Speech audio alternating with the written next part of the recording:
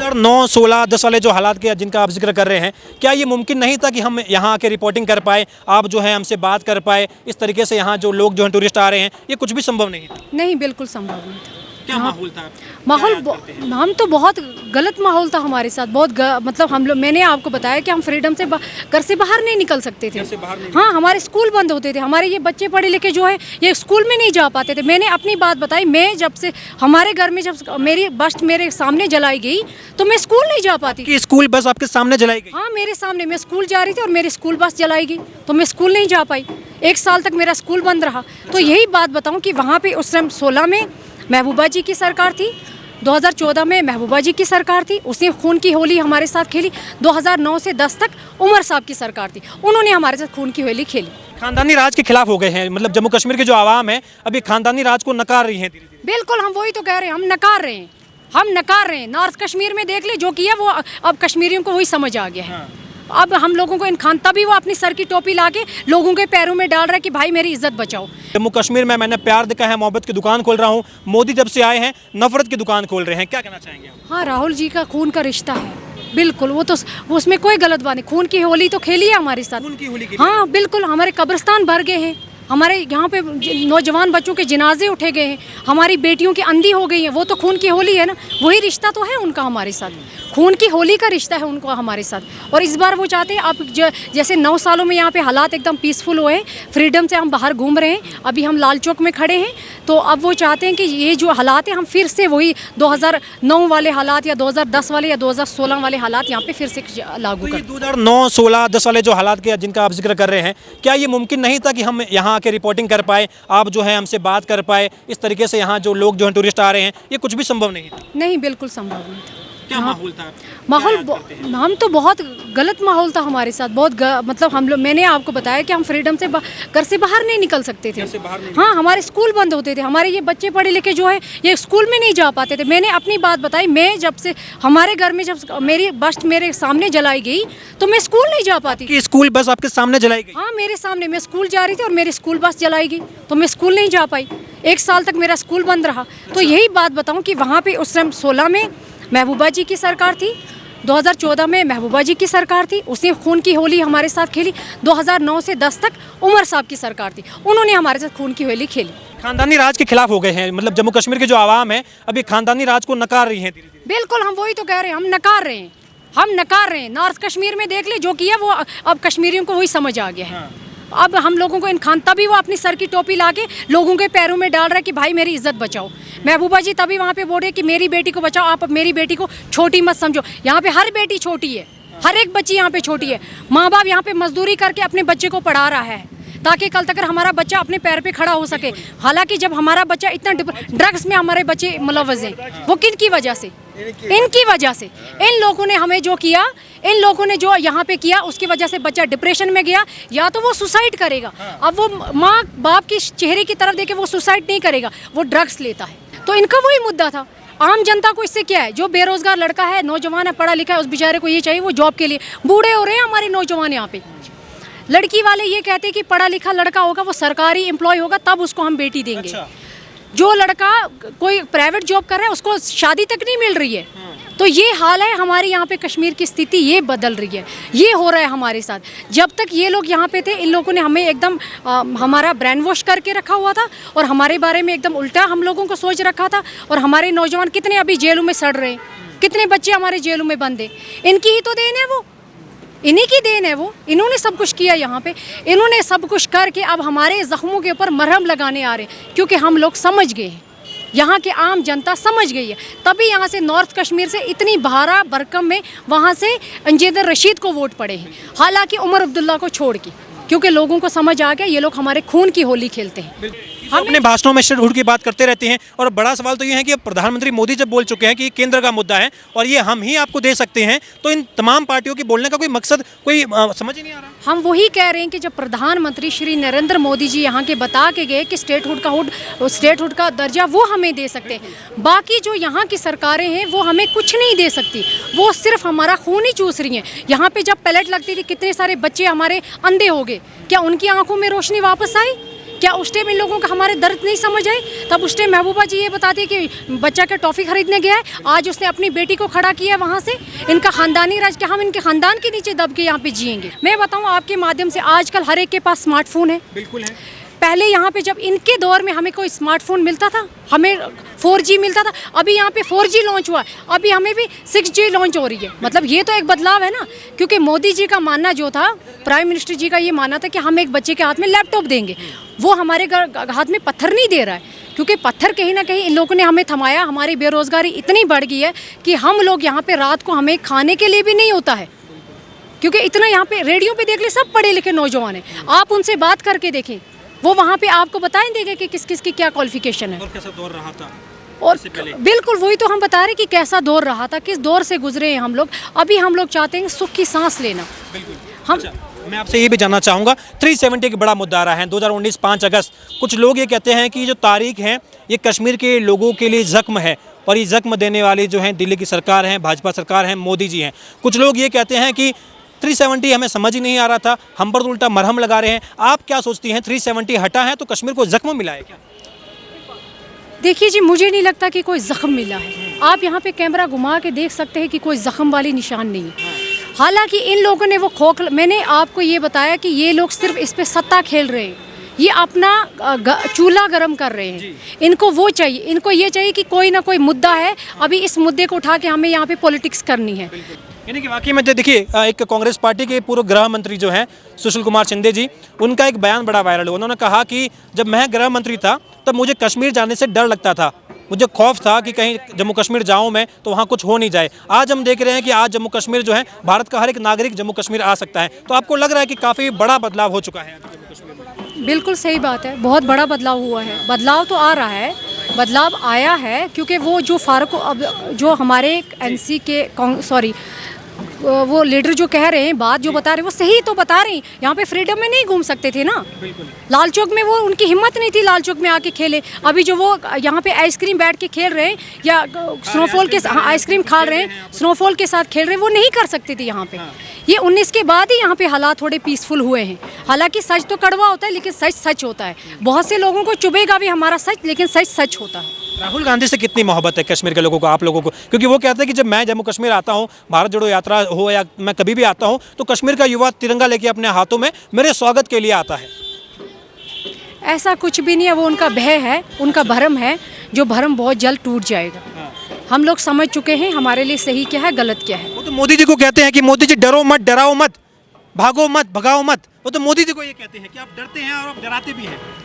देखिए जी, श्री नरेंद्र मोदी जी डरता तो है नहीं। मैंने आपको पहले बताया, उसने हमारे हाथ में 4G दिया है, ठीक है। इससे पहले जो सरकारें थी वो भी कर सकती थी, हमारे लिए बहुत कुछ कर सकती थी। किया कुछ नहीं। मुझे किसी से भी पूछ के बताए, किया कुछ? उन्होंने सिर्फ हमें डरा के अंदर रखा। बाहर, घर से बाहर मत निकलो, दुनियादारी मत देखो, हमारे लिए कुछ नहीं किया। सिर्फ यहाँ पे खानदानी राज चला, खानदानी राज चला उनका। उन लोगों का जो राज चलता रहा वही चलाया उन लोगों ने। अभी कश्मीरी समझ गया है, अभी जो यहाँ के कश्मीरी हैं वो समझ गए हैं कश्मीरी कि उन लोगों ने हमारे लिए क्या किया है। उन लोगों ने हमारे साथ खून की होली खेली है, वो लोग हमारे साथ खून की होली खेलना और चाहते हैं, और अब हम लोग समझ गए हैं। नमस्कार, बहुत बहुत स्वागत है आपका ऑल इंडिया न्यूज़ पर। मैं यशपाल राजपुरोहित।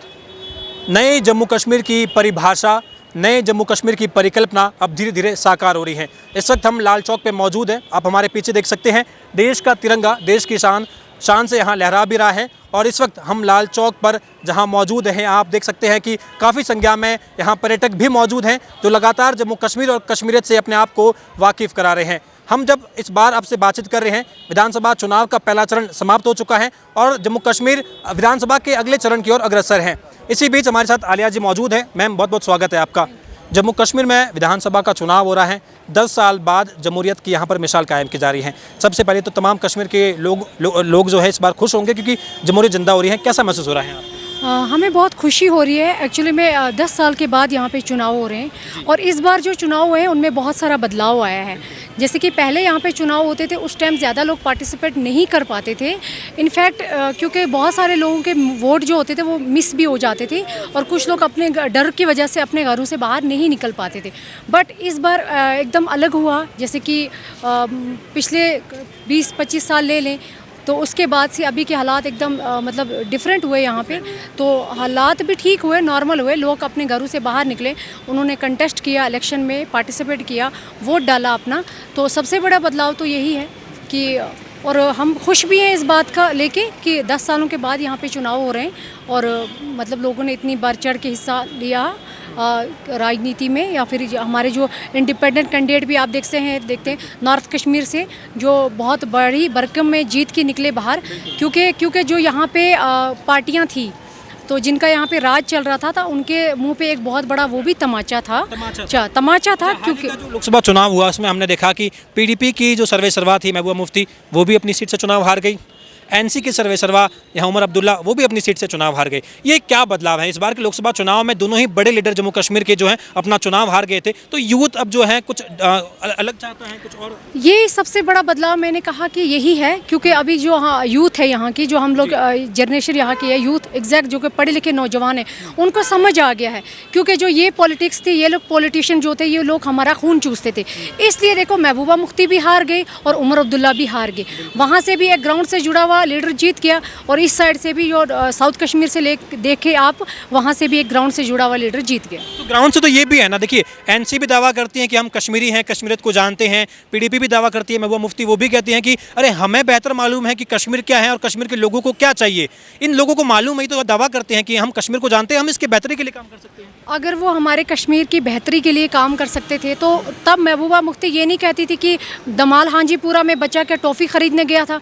जब हमारे बच्चों पे पैलेट चलते थे, जब हमारे नौजवान मारे जाते थे, इस लाल चौक घंटाघर में यहाँ पे पत्थरबाजी होती थी, तब तो उनका एक अलग सा ही जवाब बोलने का था। लेकिन अब क्या है, अब जहाँ पे उनकी सरकार ठंडी पड़ रही है, अब वो अलग से ही भाषण बोल रहे कि कश्मीरियत ठीक है, वो हमारे कश्मीरी थे, वो हमारे जुड़े हुए हमारे साथ थे, हमारे बीच के लोग थे। तो उन्होंने क्या सोचा हमारे बारे में?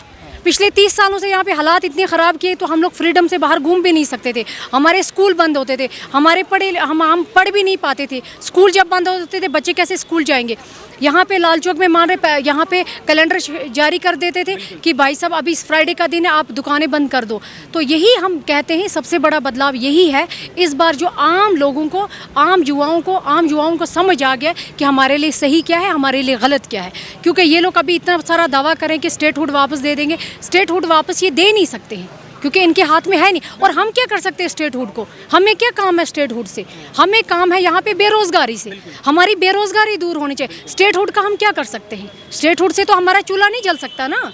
ये लोग सियासत खेल रहे कि स्टेटहुड है, ठीक है, हमारा पढ़ा लिखा नौजवान पीजी करके घर पे बैठा है तो उसके बारे में तो नहीं सोच रहे ना कि वो किस तरीके से जी रहा है, क्या खा रहा है, क्या पी रहा है। हमारे कितने सारे नौजवान यहाँ पे सुसाइड कर रहे हैं, हमारे पढ़े लिखे नौजवान यहाँ पे ऑटो चला रहे हैं। इतनी सारी बेरोजगारी है कश्मीर में, तो स्टेटहुड का हमें क्या करना? अचार डालना है हमें? कश्मीरी जब महिला की बात आती है तो बार बार कहा जाता है कि देखिए महबूबा मुफ्ती कह रही कि मैं पूरी जो कश्मीर की महिलाएं हैं, माता बहनें हैं, उन्हें रिप्रेजेंट कर रही हूँ। ये बड़ी बात है कि महिला बागडोर संभाली है, अब उनकी बेटी आई है तो कह रही कि ये भी कहीं ना कहीं महिलाओं के जो भविष्य हैं उनके बारे में सोचेगी। हाँ बिल्कुल, वो तो महिलाओं के बारे में सोच रही है ना, अपने घर का खानदान का राज चला रही है ना। इल्तिजा जी क्या है, उसकी बेटी नहीं है? महबूबा जी अपने खानदान का राज चला रही है ना। तो हम तो खानदानों के नीचे दबे हुए हैं ना। क्या ये एक परंपरा चल रही है? इस परंपरा के नीचे हम कश्मीरी यहाँ पे जी रहे हैं। हमें यही वो इनकी परंपरा चलाएंगे हम। हमें यहाँ से बताया जाता है कि आप उमर अब्दुल्ला निकलता है तो अपने बेटे को अभी खड़ा कर रहा है, अब उसका बेटा भी चुनाव में पार्टिसिपेट कर रहा है, रैली कर रहा है, क्योंकि हालांकि कहीं ना कहीं वो उसको ये तैयार कर रहा है कि इलेक्शन में कंटेस्ट तुम्हें करना है, कल मैं तुम्हें यहाँ से खड़ा कर दूंगा, तो तुम्हें यहाँ से मैं खड़ा कर दूंगा, तो तुम्हें इलेक्शन कंटेस्ट करना है। हाँ। क्योंकि हम नहीं चाहते, हम यहाँ के जो आम जनता कश्मीर की है, हम लोग यूथ जो है, हम नहीं चाहते। अच्छा, जब हम बात करते हैं 370 की बात करते हैं, 35A की बात करते हैं, यहाँ की जो लोकल पार्टियां हैं, इस बार के विधानसभा चुनाव में मंच से बार बार ये आवाज़ उठ रही है कि आप हमें वोट दीजिए, क्योंकि एनसी कांग्रेस का गठबंधन है यहाँ पर। दोनों ही पार्टी के लीडर जो हैं, राहुल गांधी भी कहते हैं कि जम्मू कश्मीर के लिए अगर कोई काम कर रहा है, कोई किसी का खून का रिश्ता है तो वो राहुल गांधी का है। फारूक अब्दुल्ला कहते हैं कि 370 अगर कोई दे सकता है तो हम हम दे सकते हैं और अगर हम चुनाव जीत जाएंगे तो 370 वापस से हम लागू कर देंगे। ये तमाम पार्टियां, एनसी, पीडीपी, कांग्रेस पार्टियां लगातार कह रही है कि हमें जिताइए, 370 वापस से हम आपको दे देंगे। कहाँ से लाएंगे, कहाँ से लाएंगे, कैसे ला सकते हैं? ये हम लोगों की आंखों के ऊपर एक पट्टी बांधी हुई है। कश्मीर के लोग इनोसेंट हैं, कश्मीर के लोग सीधे साधे हैं, बाहर से आते हैं हमारे मेहमान, हम उनके साथ कैसी मेहमान नवाजी करते हैं। इन लोगों को पता है कि कश्मीरी एक इनोसेंट इंसान है, हम उनको जाके ब्रेन वॉश करेंगे और ये हमारी बात समझ जाएंगे। हालांकि आप वो कश्मीरी नहीं समझने वाले इनकी बात, इसीलिए यहाँ पे जो इंडिपेंडेंट कैंडिडेट उठे हैं, मैं लोगों से यही गुजारिश करती हूँ कि उनको जाके सपोर्ट करें आप, हालांकि इन लोगों को छोड़ के, क्योंकि इन लोगों ने हमारे साथ खून की होली खेली। राहुल गांधी को लेकर जम्मू कश्मीर की जनता, आप भी यूथ हैं, युवा हैं, आप बेहतर जानते होंगे, नए कश्मीर की जो परिकल्पना है उसको आप बेहतर जानते हैं। राहुल गांधी कहते हैं कि जम्मू कश्मीर से मेरा खून का रिश्ता है। वो जब ड्रग्स का इंजेक्शन लेके और रात को बेहोश होकर सो जाता है, क्योंकि उसको समझ नहीं आता है कि अब मेरे लिए, बाहर जब निकलता है सुबह और देखता है कि बेरोजगारी सब कुछ खत्म है, तो फिर वो जाता है सुबह इंजेक्शन लेके सो जाता है। टैबलेटें खाते हैं हमारे बच्चे। यहाँ पे देखो पूरी कश्मीर ड्रग्स से भरी हुई है, ड्रग्स से भरी हुई है। बूढ़े माँ बाप के ऊपर बच्चा हमला करते हैं क्योंकि वो ड्रग्स में मुलविस है, उनको समझ नहीं आ रही। कहाँ से आता है इतना ये ड्रग्स? यहाँ की लोकल पार्टी आपको लग रहा है कि कहीं ना कहीं इन्वॉल्वमेंट है, क्योंकि ये उसके बगैर यहाँ पॉसिबल नहीं है। अगर किसी की मिली भगत ना हो तो ये पॉसिबल भी नहीं। हम वही तो कह रहे हैं, ये कहाँ से आ रहा है? अगर पूरा बाइकआउट कर देंगे ड्रग्स को तो बच्चे हमारे बच जाएंगे, नौजवान हमारे बच जाएंगे। ये लोग तो नहीं कर रहे ना, इनको अपना खानदानी राज चलाना है, इनको अपना घर बनाना है, जो घर बना चुके। अभी देखो इनको अपनी सियासत खेलनी है, सियासत में चीफ मिनिस्टर बन जाएंगे और फिर इनका देखना कौन सी, अगर बन भी गए, अल्लाह ना करे कि ना बने, हम यही दुआ करेंगे पहले,